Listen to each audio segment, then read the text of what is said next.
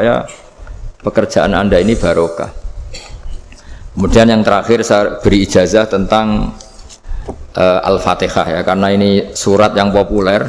Kalau saya ijazahi Quran 30 juz pasti sampean nggak hafal. Atau ijazah surat Baqarah, kalau mau Baqarah mau. Ijazahi surat Baqarah mau 2 juz setengah. Mau Mas Asep? Ya Fatihah aja yang gampang ya. Nah, ya kulhu Fatihah ini paket ringan ini. Tapi pahalanya apa? Besar. Ini beda ya, artinya selama ini mungkin Anda baca tapi monoton ya. Tapi ini saya bacakan teks aslinya tentang istilahnya itu mazaya itu kelebihannya Fatihah. Saya baca Arabnya dulu, nanti ini terakhir ya, ijazah tadi kan saran-saran umum tentang sosial. Ya, pokoknya jadikan kebaikan itu punya nilai sosial yang baik lah.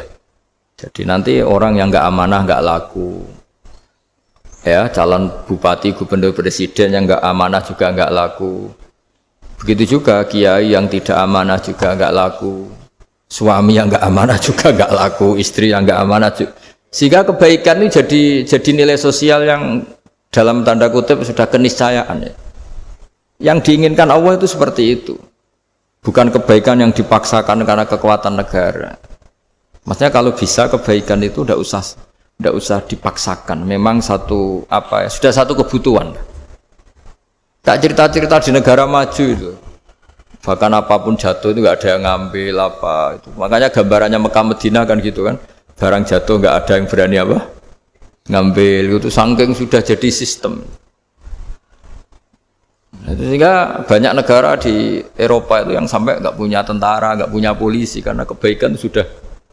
Nah kita kan masih capek, polisinya aja capek apalagi masyarakatnya, karena ya kebaikan itu belum jadi nilai apa bersama. Nah, kita selain ditopang negara ada polisi ada tentara, itu kita usahakan kebaikan itu jadi nilai apa bersama. Tadi wa'tamiru bainakum bima'ruf. Dan kita punya reputasi yang bagus dalam bab ini.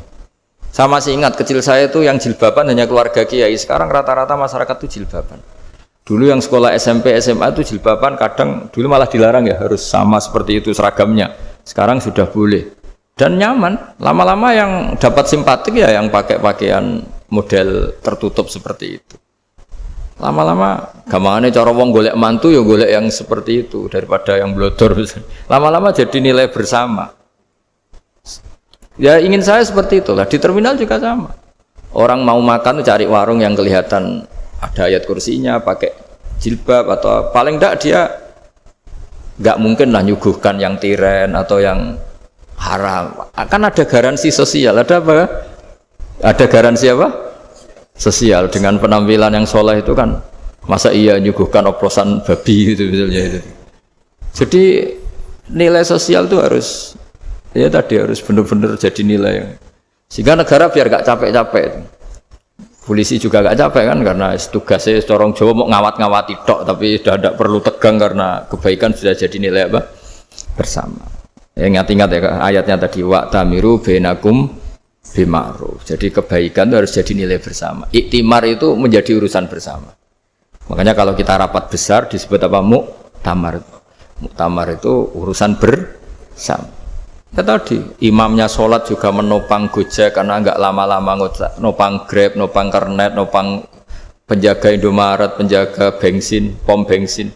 Lah dia hanya punya waktu 5 menit terus imamnya baca Baqarah kan.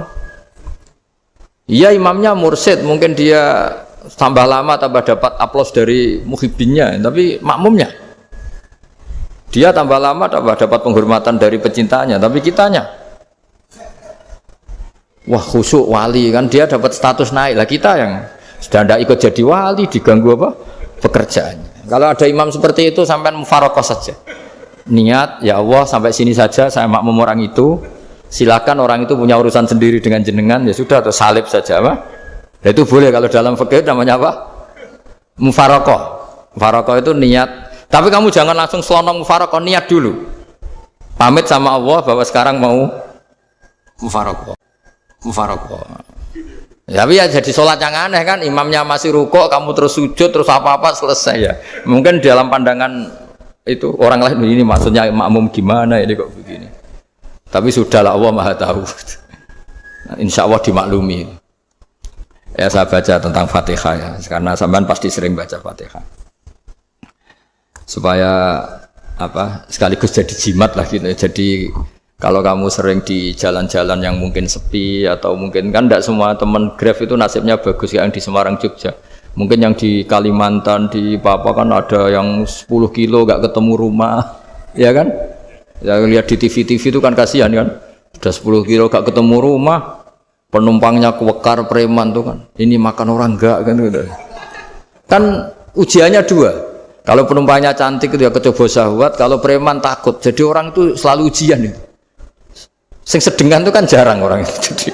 Jadi kalau penumpangnya perempuan cantik ujiannya itu syahwat, kalau preman ujiannya ketakutan. Kalau orang yang lemah bawa uang ujiannya kamu ingin garong. Jadi hidup itu memang semuanya ujian. Liyabluwakum ayyukum ahsanu amala. Makanya saya sering ditanya oleh teman-teman, Gus, nah ujiannya kenal wong wedok elek piye sama? Kenal wong ayu ujiane syahwat, kenal wong elek ujiane ngenyek, itu sama-sama dosa. Syahwat ya dosa, ngenyek juga dosa. Welek keriting untune metu ya dosa ngomong gitu. Kadang-kadang orang berpikir enak kancanan wong elek gak dosa. Kata siapa kancanan wong elek itu ya dosa karena bawaannya ngenyek. Ngenyek itu menyepelekan itu. Makanya saya itu ya nggak mau berteman sampean. Nanti kan bawaannya ngenyek atau seneng ya tidak tahu. Ya sudah ada takdir saja kalau ketemu ya tak ulang ngaji gitu. Tapi ini ngaji terakhir, setelah ini ngaji biasa aja, tidak usah resmi gini. Ngaji kok resmi aneh. Pokoknya nanti suatu saat kalau pandemi sudah berlalu saya akan ngaji Rebone, ini ngaji. Ini ngaji yang kurang bagus karena ngatur kiai kurang berkah ini. Nanti tapi ya lumayan lah masih mau ngaji. Ngaji kok tanggal ini jam ini. Sekarang suatu saat kamu tak panggil, Mas Wahyu datang ke sini jam ini tidak mesti bisa. Mungkin pas ada acara apa, oh, maaf ke sini pas ngecek pas apa gitu. Jadi ya sudah tapi tak maafkan enggak apa-apa. Takdir ya. Tak bacakan supaya sampean tahu keramatnya bismillah. Nah, sebelum saya bacakan bismillah Fatihah, tak beritahu tentang ilmu tafsirnya karena ini penting sekali. Fatihah itu dawuhnya Allah, tentu itu dawuhnya Allah. Saya ulang lagi, itu kalamullah. Tapi yang sudah diberikan kesampaian ke kita semua. Sehingga seakan-akan itu menjadi dawuhnya kita ke Allah. Jangan salah loh ya. Fatihah itu dawuh Allah tapi sudah diberikan ke kita. Sehingga posisi kita itu yang punya itu.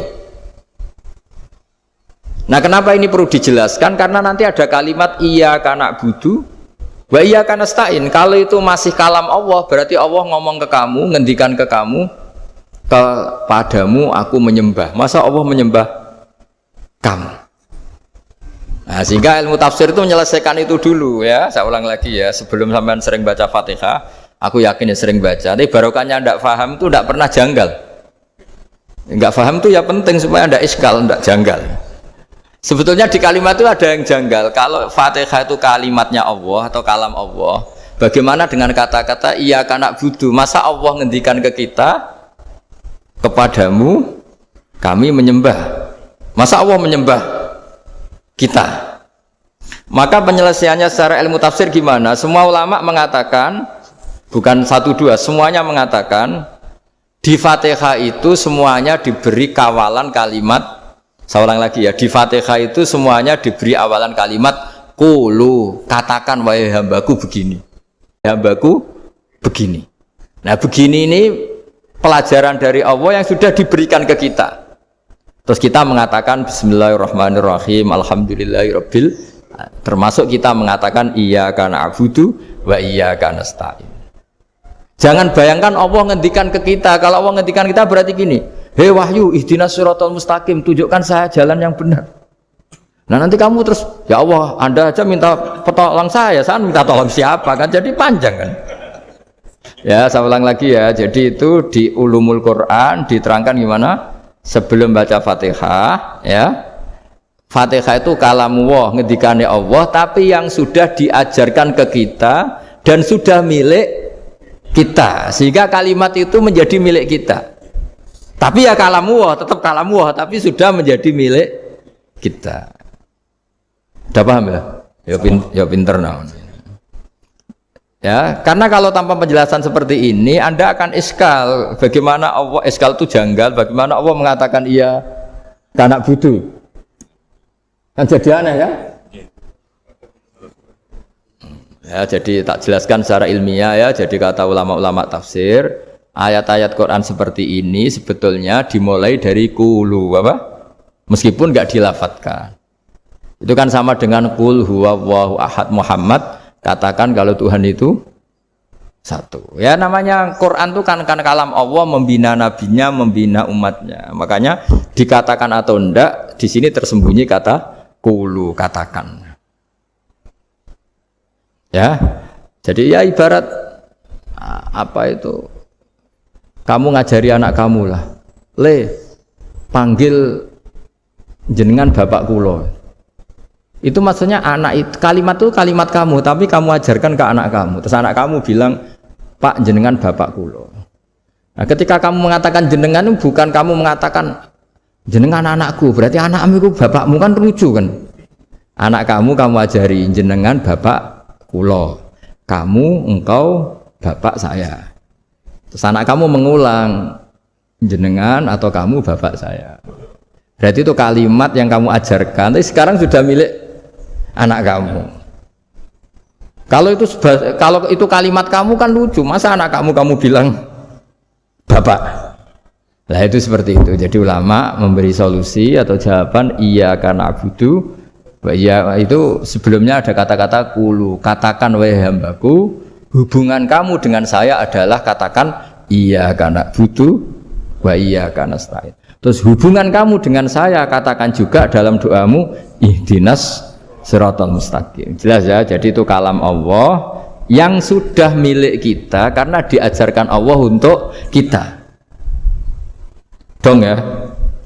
Ya dong, gak jelas gak. Tapi bagus, gak jelas tuh bagus. Kalau kamu jelas gak jadi digrab, jadi gubernur.